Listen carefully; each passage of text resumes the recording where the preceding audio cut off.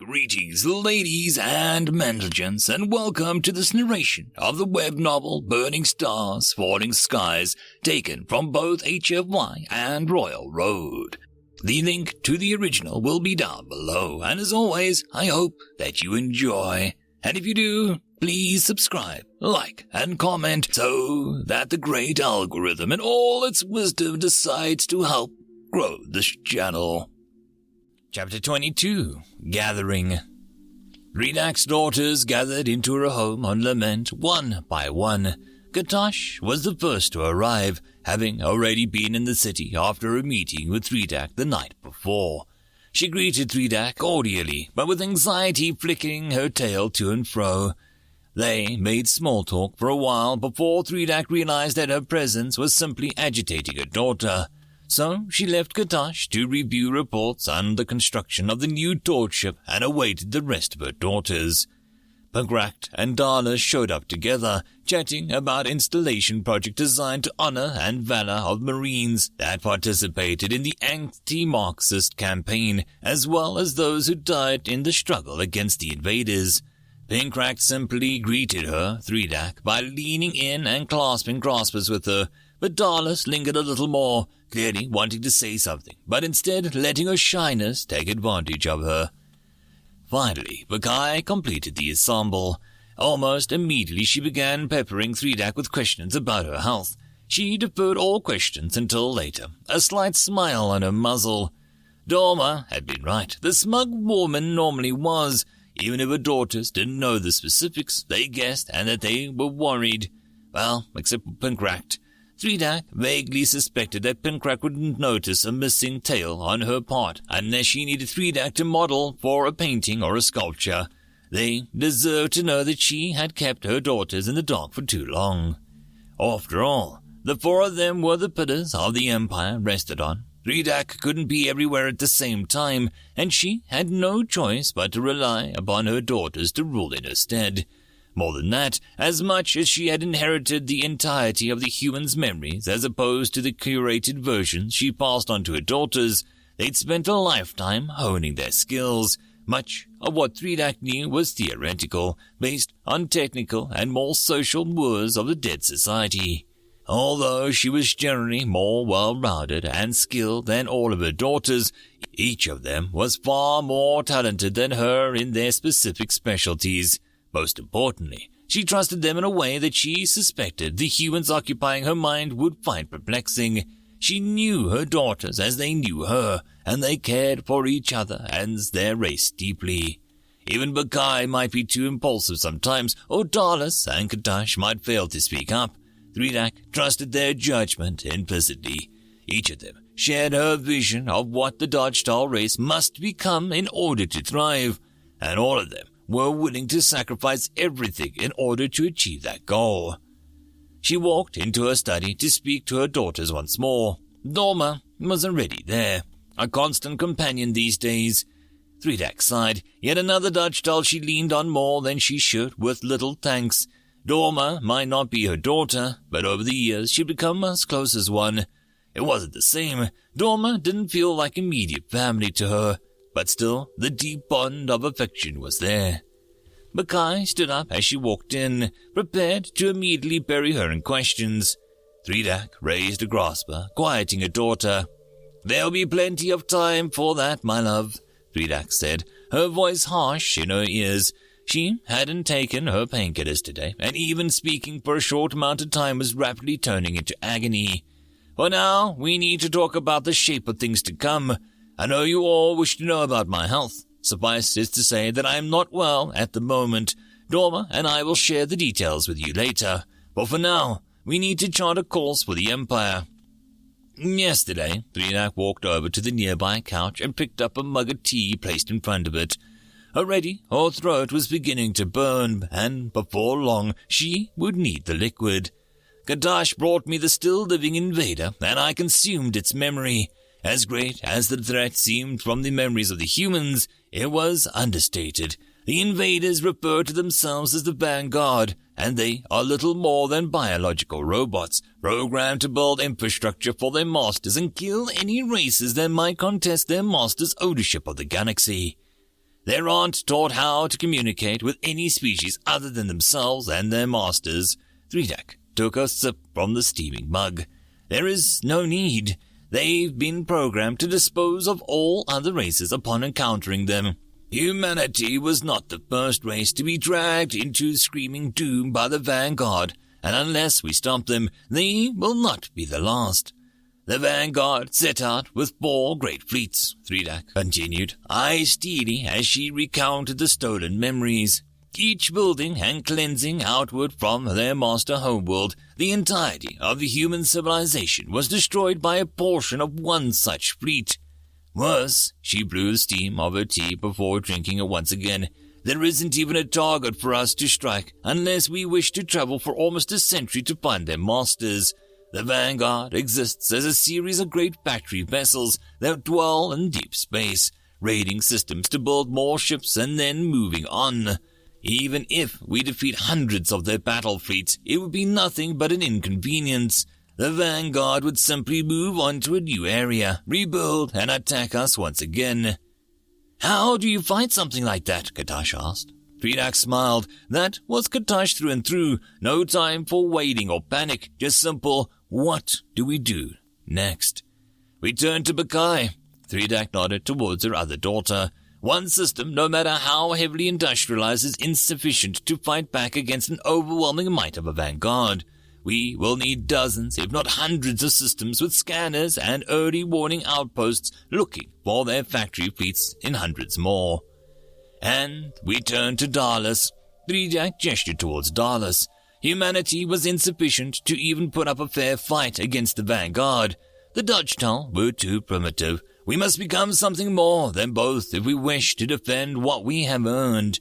It will be up to you to forge a polity that can span the stars and ensure that we can maintain a drive and unity of purpose necessary to fight the Vanguard once they come for us. And Pinkrat. Threedak smiled, noting that her usually distracted daughter was paying proper attention for once. This polity will need myths of legends, a shared culture and entertainment to keep our people connected, even if the lag between messages from Dodge might be weeks or months. It'll be upon you to prevent this empire from collapsing under the weight of cultural drift. Katash, she addressed her final daughter, your task will be the simplest but most vital. One day, the Vanguard will come for us, and when they do, it'll be with the intent to crack open every egg and lay waste to everything that we've created. That day may not come tomorrow, or even in the next century, but your duty will be to prepare for that day. When the time comes, I want my daughters leading a unified and prosperous empire, capable of defending its daughters against any aggressor. In the meantime, Threedak finished, there will be other races unaware of the threats that lurk in the dark. If you can educate them on the danger coming for us all, that would be ideal. The Dodgedal could use some more friends. If you cannot, or they do not make our threats honestly, subject races will do it a pinch, even if they gnash their fangs and swing their tails at you. Remember, they are naught but whelps. Ultimately, conquering them is for their own good. Now that I've spoken my ideas, please let me know your thoughts. For a moment that stretched to an uncomfortably, there was silence as her daughters digested Threedak's words. Eventually, Bakai shuffled on her couch and spoke. Mother, she said with an uncharacteristic hesitancy, what you're saying is very final, are you? Enough! Threedak cut her off. Whether it was in pain or her own sense of irritation, the word came off unnecessarily harsh. There'll be plenty of time for such discussion later, Bakai. I know that I've said it before, but the issue of my health will be resolved tonight. Needless to say, the Empire is larger than me. I want our future course charted before emotions and sentimentality cloud our collective judgment. A confederation, Dallas interjected quietly. The distance between worlds will be too great to central rule. It takes almost a month for a ship to travel far enough outside the solar system to safely open a wormhole and return, and that will only be for Dodge's immediate neighbors. Anything further out will take much longer. The only way for the Empire to flourish will be a collection of strong governors ruling each system. Didn't that system fail the humans? Katash frowned, her brown scales frowning around her muzzle. Eventually, they turned to interstellar corporations because their democracy was too disorganized to actually get anything done. It evolved into constant squabbling and disagreements rather than any form of actual governance. By the time the invaders arrived, the humans were too invested in their corporations' profit figures to organize and put up a proper defense until it was too late. Yes, Dallas agreed, nodding her head as the studied dim light. But we are not humans. I am envisioning a system like the one Mother devised, unitary rule, but with a heavy reliance on the deference and representative advisors. And we make those advisors the actual rulers of their home systems and let them appoint governors to rule in their stead. What will happen? They'll appoint their daughters, Thredak concurred. We all know the bond between a DarkStar mother and daughter. We literally share the same memories and will. I might disagree with your recommendations, but I could no more betray you than I could my tail. That is simply not in our makeup. The major weakness in the human confederation was that their advisors were largely powerless.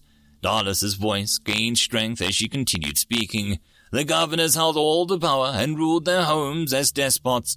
Before long, the senators sent all the central government became little more than a corrupt showpieces and an ineffectual debating society. By the time the Senate made any decisions and their edicts were brought back to the governors, they'd already acted. Month-to-month decisions would have to be left to the governors. Darla shook her head. There's simply no other way. But we can centralize all of the race's other goals.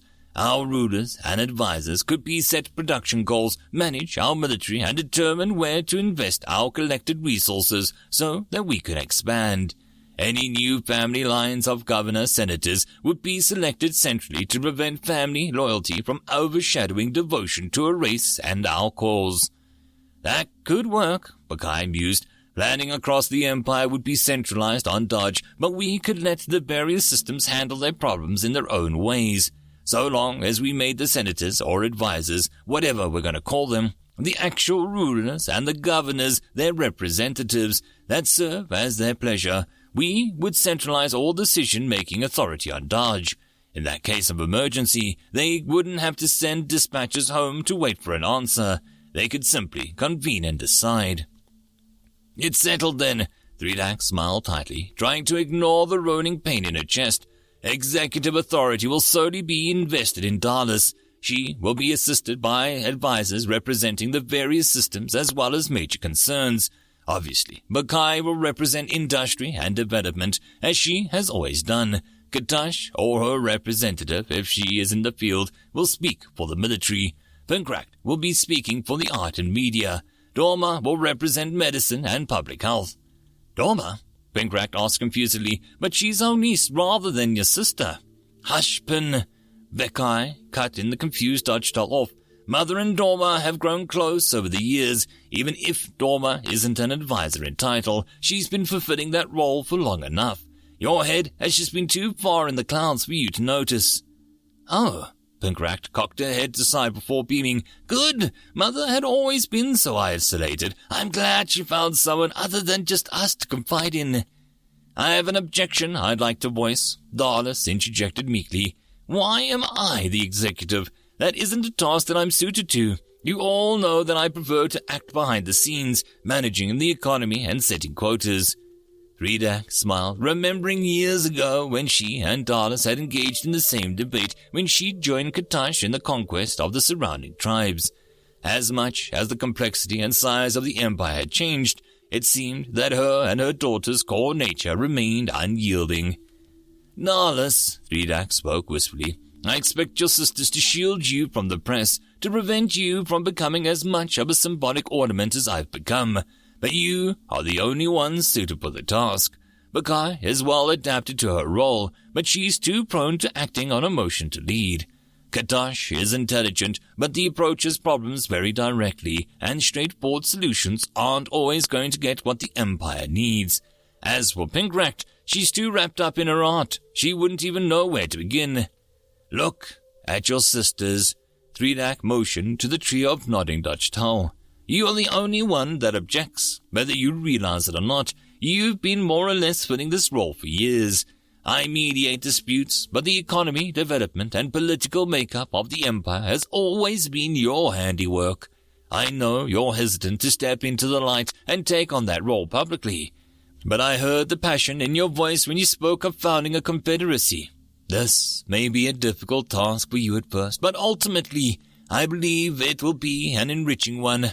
More than anything, Threedak looked around the room, her eyes misting slightly. When I step back, I want each of you to be happy. Bakai is at home in her factories and labs. Katosh simply wants to be the best admiral in recorded history. Dorma cares about the health and well-being of all, and Pinkrat only cares about producing more art. Deep down, I know that you need to be in control of the levers that control the system, Dallas, even if you can't voice that to yourself. I just know you wouldn't be happy otherwise. Just accept it as one of my final edicts if it helps you come to terms with it. Dallas opened her mouth to respond, but ultimately closed it.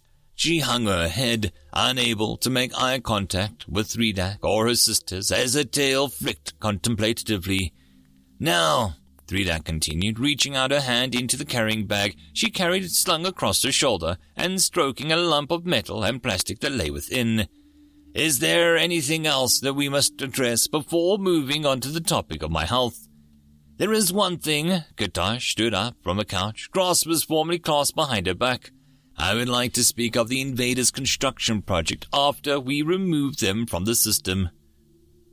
End of chapter.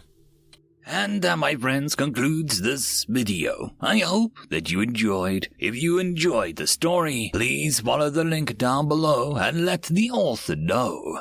If you wish to support this channel, you can do all the usual YouTube gumph, like subscribing, following, and more importantly, sharing. All of these things do help the channel grow. If you wish to do more, there are links for donations, Patreon, and channel memberships as well.